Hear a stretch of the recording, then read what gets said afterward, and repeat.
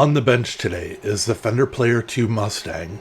Well, kind of. I saw a Fender Player 2 Mustang loaded body on Stratosphere's eBay store for only $332.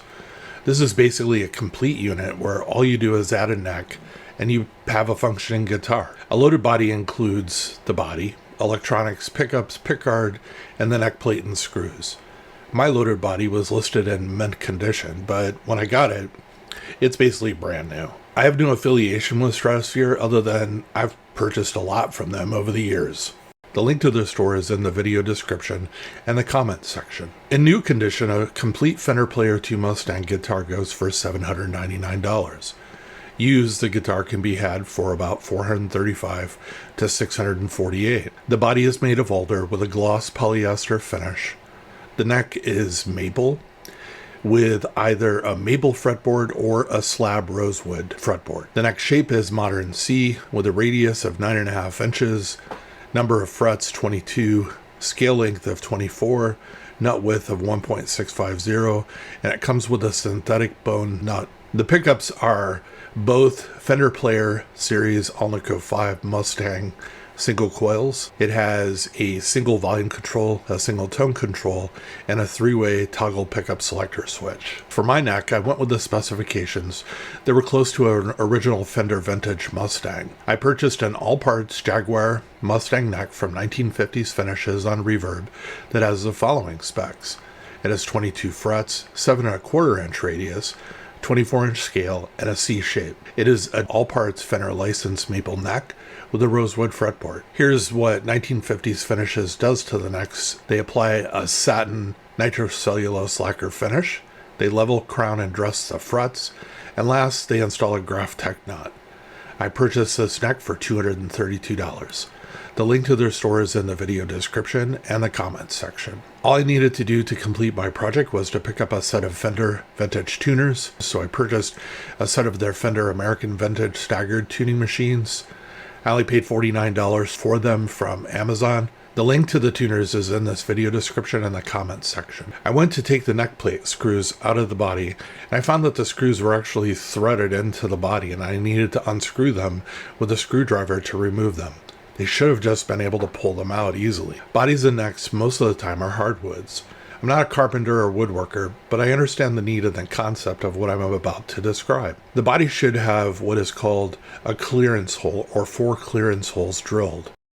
But this body actually had pilot holes drilled through it. The definitions for each hole type is: a pilot hole is a smaller diameter hole that allows the screw threads to fully engage with the sides of the hole, meaning you're going to have to use a screwdriver to put the screw in or remove it. The size of the hole is generally the same size of the internal shaft of the screw and not the outside of the threads. A pilot hole is drilled so as to not cause any splitting in the wood as you screw a screw into it. A clearance hole is different. A clearance hole is a larger diameter hole that allows the screw to pass through without the threads catching on the sides. The size of the hole is just a hair larger than the outer edges of the threads of the screw. When the body has a clearance hole and the neck has a pilot hole, the screw passes through the body snugly but without the need for a screwdriver. Then the screw enters the pilot hole in the neck and the threads grip the outer walls of the hole. As the screw is tightened, the neck is then pulled into the neck pocket of the body and is mated with the body tightly without any gaps. You're probably asking yourself, why is this important? Well, for a few reasons. It ensures a tighter fit between the guitar body and neck without any gaps. This is important. The body and neck need to be touching each other solidly at all points. When you have a tighter bond between the neck and the body, you'll have better sustain and resonance from the guitar. For my body and screw sizes, I found the best clearance hole size was an 11/64. This is the size of the drill bit that I use. But for you, always compare the drill bit with a screw. Don't just automatically take the size of the drill bit that I had and assume that it's the same size as yours. I've actually found differences in the size of neck screws. Here's some great videos on this subject. There's a video on bolt-on neck secrets, the neck pocket clearance holes, and then the other one's titled Tips for Driving Wood Screws. And both of them kind of cover this subject matter in greater detail and explain the science behind it. When this guitar was first released by Fender, I really wasn't interested in it, and I think this is why no one's paying attention to it. I looked at the electronics and controls and noticed that the Fender Player 2 Mustang had a 3-way pickup selector switch instead of the Mustang's traditional 2 slider 3 positions on the top of the guitar. I did not like this, and I was disappointed Fender had reduced the vintage wiring. They'd also done this with the Player 2 Jaguar and Jazzmaster guitars. I think it's something commonly complained about by other players. Recently, I spent a lot of time with a Mustang that I built that it had the traditional vintage wiring. Video link for the build is in this video's description and the comments section. There are 2 switches on the top of a vintage style Mustang, one for each pickup. I actually have a diagram on the screen right now. The front switch controls the neck pickup, the rear switch controls the bridge pickup. There are 3 positions on each of the switches.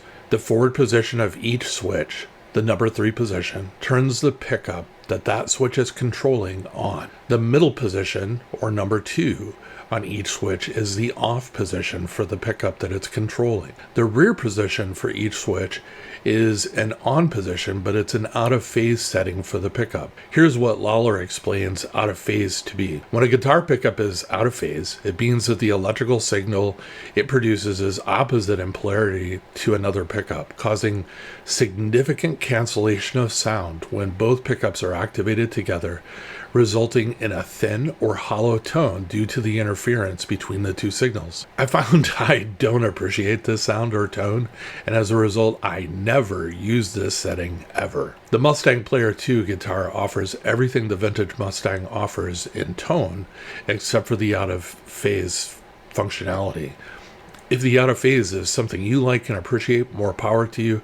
It is just not something that I like at all. So as a result, I decided to give the Mustang Player 2 variant a chance if the opportunity presented itself. I really like the weight of this guitar and the balance. My guitar weighs 6 pounds and 12 ounces, or 3.07 kilos. I also love the 2 pickups and the tones the guitar produces. The electronics and pickups are already, in my opinion, at a quality that I'd not really mess around with or replace. So for me, this isn't really a modding guitar, a modding platform. Measuring impedance, on the guitar I get 6.31 k ohms on the bridge and 3.083 k ohms on both pickups. The neck pickup by itself measures 5.92 k ohms. Although for this project I do not have a Player 2 neck with this guitar, I have a lot of experience with the Player 2 necks. I have 5 other Player 2 guitars, and I've purchased 6 Player 2 necks from Stratosphere, so I have a total of basically 11 Player 2 necks. Why? Because I think they're really good necks. On the Player 2 necks that I've touched, I have not found any fret rocking or sharp edges on any of them from the factory. The rolled fretboard edges make for a comfortable playing experience, and I love having real rosewood on my fretboards. Stratosphere has been selling the Player 2 necks for around $279, which is a really great price for a neck of this quality. So to close, currently this is one of my favorite guitars. It is lightweight, just over 6 pounds, has 2 great pickups, great electronics, and it's just a blast to play. The guitar just basically makes me happy. The real question folks will ask is the guitar worth $799? And I'd say, yeah, it is. And if you can get this guitar for less, like I did, you have a guitar that is really great for a bargain price.